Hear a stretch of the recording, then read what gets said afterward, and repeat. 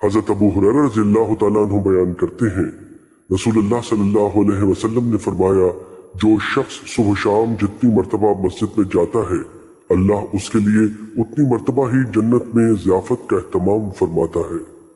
مشکات المصابیح حدیث نمبر 698۔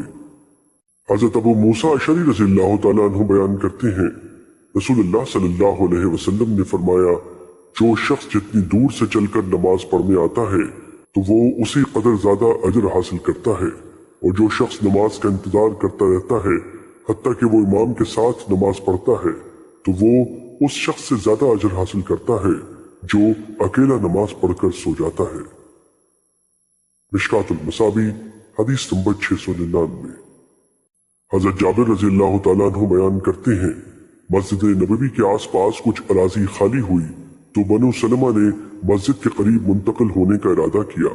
نبی صلی اللہ علیہ وسلم کو پتہ چلا تو آپ نے انہیں فرمایا، مجھے پتہ چلا ہے کہ تم مسجد کے قریب آنا چاہتے ہو۔ انہوں نے عرض کیا، جی ہاں اللہ کے رسول، ہمارا ارادہ تو یہی ہے۔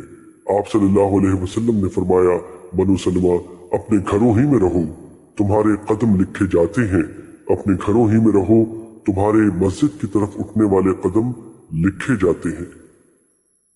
مشکات المصابیح حدیث نمبر 700۔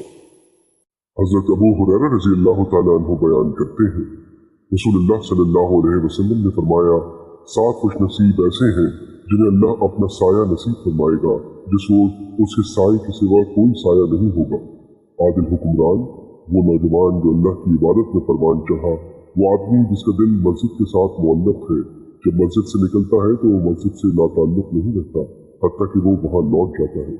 وہ 2 آدمی جو اللہ کی رضا کی خاطر باہم محبت کرتے ہیں، اسی بنیاد پر اکٹھے ہوتے ہیں، اور اگر جدا ہوتے ہیں تو بھی اس محبت پر قائم رہتے ہیں۔